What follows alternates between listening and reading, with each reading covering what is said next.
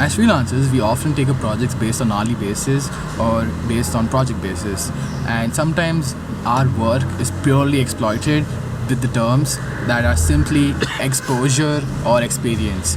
In this video, a good friend of mine, Tanush will talk about how recently he was also sadly exploited. So I'm going to ask some questions to Tanush and he's going to answer. And also for those of you who do not know who Tanush is, he's actually a photographer and a videographer. He's been doing this for about 4 years and 2 years professionally. So the first question I want to ask Tanush is, what was the gig about and how did it all go down? So yeah, Tanush, take it away, man.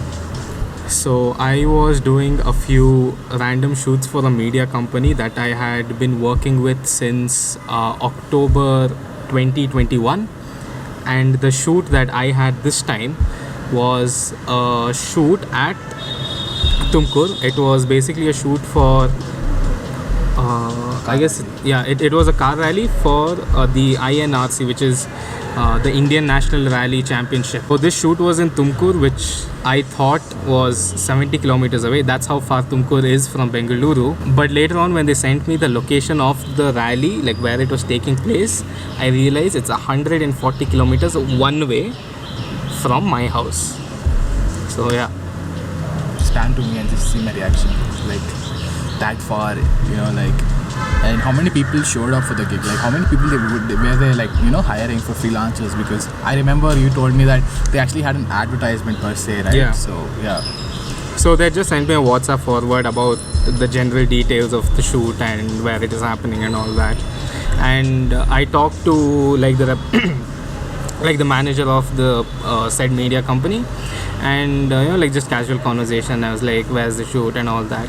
And from what I'd heard, like they were planning on hiring at least like 3 to 4 other videographers and visual creatives outside the media company itself. And also at the shoot, like 2 photographers from the media company itself had showed up, and they wanted like 3 to 4 more, and I was the only one who was willing to travel so far and like this far of a distance in order to shoot for these guys. Tanush, can you also like talk about pay? Like you guys must have spoken about pay, right? I mean, it's freelancing, I get it, it's all like pay is like a magic word or something, but can you just talk about if you had ever had a discussion with them? Just can you talk about it? So the thing is, this is where I'd like to take accountability on, like a bit of the accountability on my side, because we did talk about pay, but it wasn't explicit enough to a point where I understood exactly how much I was getting paid.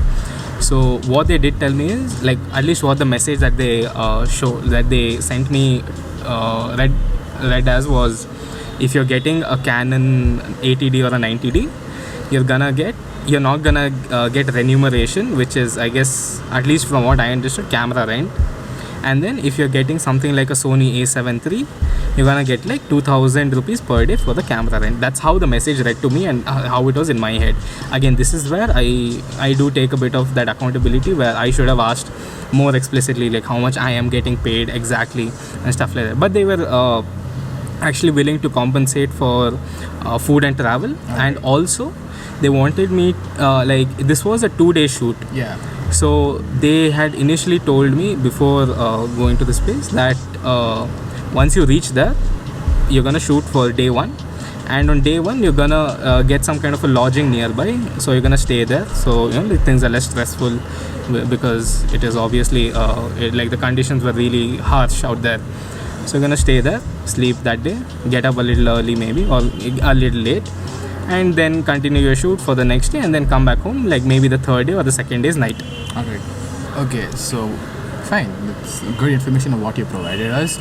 Alright, so this is all clear. This is like what happens before you go to a shoot, before your work is being given to you. This is all clear. And Tanush, you did say yes for the shoot. Yes. So you went up next day to Tumkur, you traveled, and what time were you supposed to be there, and how was your day? Like just be brief about it and just explain to the audience like how was it and how things went. So they had sent me the location at like 12:30 a.m. on the day of the shoot, and they told me to be there at 6 o'clock. So I leave my home at 4 as usual because it is obviously a really far place to go to, and I reached there at around 7:15. because obviously 114 kilometers. And I reached there at so there were basically two places that you need to take note of. One is the garage where all these rally cars are being prepped, serviced and all that, and then there's the start point of the rally track or the rally circuit.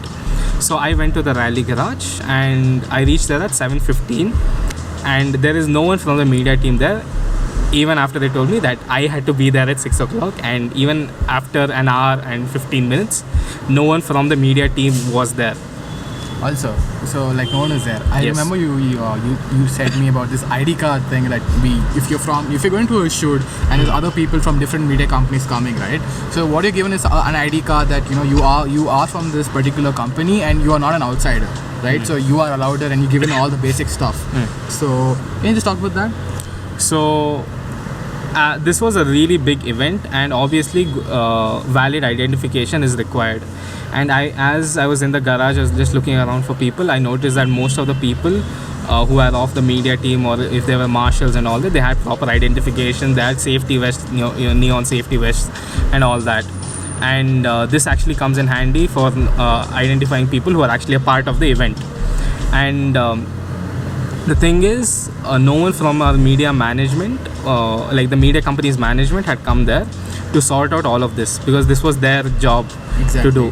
So no one was there, and I did not have an ID card or any sort of identification to tell that I am actually from the media company that the event guys have hired to shoot this event or to film this event. Yeah. So, Tanush, thanks for that, and you've been clear over there. Let's keep all that aside for a bit. Fine. Now, as a photographer, as a videographer, like, what are your goals to deliver to your client? All right, because you just can't go there and do it. I know you've been shooting for quite a long time, so you must have had an idea of what to do. It's a car rally event, right? So, what were your objectives during the shoot? What were you like deliver? Honestly, it was to get like the best footage I could ever deliver, because I guess even you can relate to me when I say that once we go out there in the field, we just want to give our client the best ever content that they've ever seen. Yeah, that's right. And this was my goal as well. And I'd been shooting for these guys like before as well for a few gigs, and I did get some really cool shots, and I kind of wanted to recreate that or even move forward and like progress even more as a videographer. And I was mostly supposed to do video there on the day of the shoot. So I just wanted to like push myself more into getting like newer angles and better composition and some stuff. So like I can just say that you were ambitious about the shoot. Yes, right? definitely. You were like, let's do this and let's make the most out of what we're doing. So that's there. From your side, you are ready to give your 100%. Yes. All right. Okay. Now, how can you not give your 100%? You didn't get the question? No, I didn't. Because what I know, what Tanush said me is that like, so when you're in a car rally shoot, you have such a huge ground, like such a huge area. A long track. This is not proper, but so if you want to cover multiple areas in the event, you have a van or some sort of a auto rickshaw type, right? That takes you from one place to another. Yeah. And with that being said, you also have your safety. You can get your ID cards as well. Yeah. So, right. So can you talk about how that hindered your thing, and how did you deal with that later on, right? So just go on. Yeah, so like Abhin said, and this was something that one of the media company photographers or visual creatives pointed out. They said that ideally there would have been a car or any sort of a vehicle to like take us through the track, because this track was pretty long. It was like 5 to 15 kilometers. I'm not really sure about the distance, but this track was really long, and ideally there should have been some kind of a transportation to take us throughout the track, place us in different spots so we can get like really creative shots. And this wasn't there. And in blazing hot sun, it was probably around 35 to 40 degrees that day. Damn. And like really dusty weather. All of us had to just like walk all the way through the track while there were rally cars passing. So in a rally, usually after like every minute they leave a car. So once a car passes, we just knew in our heads that we had a minute, and we just used to like run. We used to run to one of like some kind of a cover where we can get some kind of a shot, and then again keep going deeper and deeper into the track where we could find better places to shoot. This was really tiring as well. So by the time we got to the spot, we were already exhausted. By the time we got to the really good spots, So yeah, that had Okay, happened. that's okay. The energy got drained. Yes. Right? So, how did you refuel yourself? So on that day, on the first day, the rally happened in 2 stages. Okay. So as soon as by the time stage 1 completed, we had gotten to the good spot where we could get really nice shots. And when we were just sitting there chilling, like me and the 2 other photographers from the media company, there was a marshal car that just goes around the track. It's kind of like a safety car, and they also used to deliver food packets to all the marshals who are around the track. And these marshals, their duty was to control the crowd, because this was happening in near a village, and there were many people, bystanders and all that. So they just wanted to like keep them safe and stuff. So like I said, the marshal car was going around giving around food packets, and the marshal car comes near near where we were sitting. There were a few volunteers or representatives, the crowd control people, near our spot, and they were giving them food packets. I was like, even we are hungry, let me also go and get a food packet. So I went up to the car, and then the marshal in the car was like, "Where is your ID card?" And I was like, "I don't have it. The media company hasn't given it to me. They told me, I don't know who you are. I'm not gonna give you food or water that I have in my car." And I was pissed at this point. This point, I was like, there's something going seriously wrong over here. The management has definitely, excuse me, the management has definitely messed up. So, yeah, I'm probably gonna, like, unless I get some food or water, probably gonna go unconscious right here at this point. Point being is actually, I recall it was a very hot day. It was. And you guys, like you mentioned, you and your team had to like walk a lot. Yeah. Find, play on your life. Yeah. And then when you finally got to the good spots, when you wanted to like refuel yourself with like some amount of energy, even that was denied. Yeah. And that was not denied because of the incompetence that, you know, the media company had. So this is like the sad part, right? Yeah. Okay, this happened. Yeah, but the thing is, I'd like to add on, like, later the marshal car did come around, and one of the crowd control representatives, he was like a really kind uncle. Yeah. So he actually stopped the marshal car, and then he was like, "Give them food and water. I can vouch for them." So luckily, like, so the marshal was in front of the car, and then there were guys in the back who was distributing food packets, and then the marshal was like, "Give them 1 packet of food and water to." Basically, we had to share 1 packet of food and water among 3 people. But then the guys in the back, they somehow sneaked in like 1 extra packet of food for us.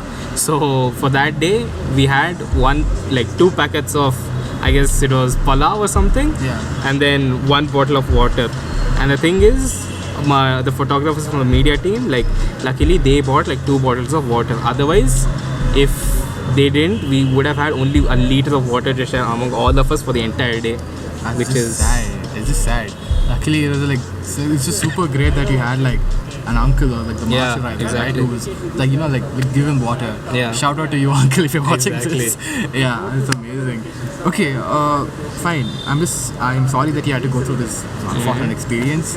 Alright. Now just talk about what happened after this. You know, like how was the, I guess, you know, after this you shot photos. Yeah. And how did you like end your day? Like what happened after So I finished the shoot. It was around 2:30 or something. Yeah. We walked 5 kilometers in the track, that? Yeah. and we had to walk those 5 kilometers back. Luckily, one of the team photographers, he had actually arranged a car when he was coming to Tumkur, and he just told the car driver to come in halfway of the track and then pick us up, take us to the garage. Yeah. So at the garage they were serving food, and then I mean the food was honestly, yeah, it was eatable, but again it wasn't anything great. We got our food packets, and then we're sitting inside the car, and also the management team of the media company, they weren't there, so we were stranded, obviously with no identification of who we are and why we're there. So we're almost as good as like some random bystander from the village itself. Jeez. And somehow we got our food packets, and while we were eating, the 2 employees from the media company, they call up the management lady. Then we ask her, we're done with the shoot, so what's the plan now? Where are we gonna stay? And then she tells us, I haven't been able to book accommodation for you guys. Come back home. Home is 140 kilometers. We are all tired. Thing is, the other two employees, since they had a driver, it was fine for them. I had to take my bike. I had to haul my bike for another 140 kilometers, which I was not ready for that day, and I was not looking forward to it. Because you were totally exhausted. Exactly. When I reached the point, like when I reached the shoot location, I was half exhausted already. My back was hurting and all that, carrying all that heavy equipment and stuff. And sorry. So that happened, and these guys finished calling the lady, and then she's like, come home. And then I called her up once again. I'm like, these guys have gone to get food. So I just talked to her, basically like no one was around. I mean, acting like no one was around. So I called her up. I'm like, okay, so what's the plan now? And again, she tells me, so you have to go back home. And then I'm like, dude, I have a bike. It's gonna be dangerous for me to, like, if this extends, like if my ride extends late night, because obviously I have a bike. And I'm like, can you really not book us accommodation here? And then she's like, no, I really can't. So I'm like, okay, fine, I'm gonna go back home. And she's like, keep your bike at the garage. go with the yeah, she's like, keep your bike at the garage where all these rally cars are parked. Go with the media company people, crash at their office. I'm like, woman, I am not ready to leave my bike 140 kilometers away from my home in the middle of nowhere, because I don't want it to get stolen. Otherwise, my dad is gonna kick my ass. I'm like, that's just a stupid idea. I'm gonna go back home. And also, when this talk was happening, I explained like all the indecency that we had faced. And I tell her, look, I have faced all of this, and this is really not worth my time at this point. And I am expecting at least 10K for all the trouble that I've been through. And then she tells me in this like really cynical voice, she's like, whoa, wait. We did not tell that you're getting paid. You're only here as a volunteer. That pissed me off. The fact that, like, you've been through so much. Exactly. And you've done so much. Fine. And sure, like, as freelancers, a part of the work is not just because we're getting paid, it's also because we enjoy doing what we want to. Exactly. Right? And upon that, you're like, bro, you traveled 140 kilometers just so you could volunteer. Right? And to go through the shit that they put you in. Right? Yeah. Like, no food, no water. I mean, you were denied the basic human rights. Right? Exactly. Basically. That just sucks on so many levels. Right? So after that, what happened, man? Like, so after that, I hauled my ass back home, and I just hit the bed. Finally eat some real food and hit the bed, because I was surviving on those 2 food packets and a couple of sneakers and an energy drink. That's literally all I had that day. And I sleep. I wake up the next day. I'm like, I'm not gonna shoot for the second day. You can find whoever you want, because I'm done with this. The afternoon, the next day, I collect my thoughts, and I write a message to the management of the media company, explaining in detail about every single time I felt I was treated unfairly by the management of the rally company. I mean, by the rally event organizers, and which basically happened due to the media company management's sheer incompetence. And in the end, I tell them this: I'm not gonna give you the footage, and you do not have to pay me the charges for the food and fuel, because I truly believe that the value of my footage is a lot more than like 7 to 8 liters of fuel and a Snickers bar. You can either do this, or you could pay me the sum of 10K, and I'm gonna personally come to your office and deliver you the footage. And then after this, they were like, so basically after this, the lady who was talking to the management lady, she just like sends a reply to that message I mentioned earlier, saying, like, if you're getting a Canon 80D or a 90D, we're not gonna pay your remuneration, and if you're getting like a Sony Alpha or something, we're gonna pay your remuneration. So yeah, she just replies to it, and then she's like, this is your first Indian INRC event, so you don't know how things go, and let's not assume that there was no respect given to the cinematographers and all that. I'm like, that's just total bullcrap at this point of time. Exactly. because I've known, like, since college started, like, that's how I got to know you, right? I've known that you, Mohith, and all have done quite a lot of work, and you and Mohith have, like, done a lot of work as freelancers, and I mean, it's also for the money, not for the experience, but at the end of the day, you guys love what you do, and that matters. And you know, like, when someone says that let's not get too ahead of us and blah blah blah, all that bull crap, it's just total bull crap. It just doesn't make sense. At that point of time, it's just stupid of them to not accept that it's their fault that 3 people from the media company were not treated right. It's just stupid. And it's also more sad that, you know, they didn't acknowledge that 2 people from their own media company, right? They didn't acknowledge them as well. So this is sad at this point of time. And this is how, like, freelancing is at times. You know, like, I guess from this lesson, you know, like this particular experience that you had, a lot of us can learn a lot. You know, like, we can identify the red flags. For example, like, the very first red flag that I feel you should have identified, like, I know it's an experience for you though, is actually when they spoke about pay, the remuneration, right? And the next one is when they couldn't make it to the, you know, on time, and they were not being very honest about their own work. They're not giving you ID cards, and they're just misleading you half the time. And when you ask them for pay, this was their reply. So I feel it's like a learning experience. Yeah, Tanush, do you want to, like, add on to that?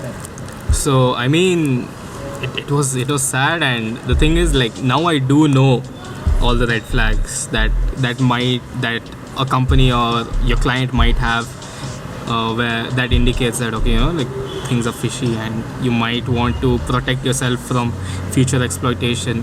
And a few ways to do that is, you know, like, when in the beginning, before you're gonna start working for your client, like, if you have this kind of like this gut feeling of, you know, like, they're not gonna screw you over. Yeah, they're not gonna treat you right and they're gonna screw you over. Like, talk to them at a very, like, basic level. It's almost like talk to them like you're a 3rd grader and ask them, like, every single detail about what's happening. Yeah. And after this, you know, like, you could take it to another level, make contracts or something like that. Once you shoot, like, during your shoot, like, make invoices, take advance, which is something that you definitely should, because you need to protect yourself it's from like an insurance at the end of the day, right? Yeah, kind of. Yeah. So Cool. Anyways, Tanush, thank you for your wisdom. Thank you for your experience. I mean, I hope people watching this have learned lessons. And this just happened, like, in India. And, like, this is not a random video. It happens everywhere in the world. Yeah. Right? And you should know, like, how to, like, counter this and how to, like, identify them and how to, like, you know, stay safe and make sure that you get paid at the end of the day. If you even want to do freelancing, and if they say that you're going to get experience in return, the experience should be worth it, right? Because if it's helping you and you're giving something, actually at the end of the day, what I feel is value. Yeah. You give value, I get something back, and that has to be valuable as well. And that is how, you know, like, things grow, and that is how relationships grow, and that's how you grow as an individual as well, right? So yeah, thank you. The thing is, I mean, like, it's a very pessimistic way to look at things, but see, we're artists, and the thing is, we haven't reached a point in society where people respect artists enough.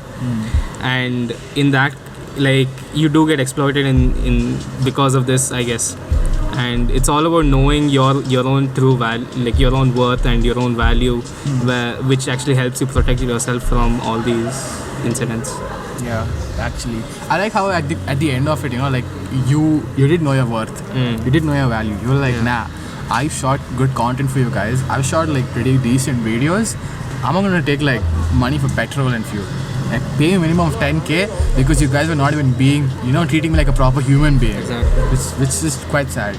And yeah, with that being said, thank you guys for watching. I hope this video was valuable. And if you're new here and if you like the content, please consider subscribing. Until then, I'll see you all next Friday. Peace out.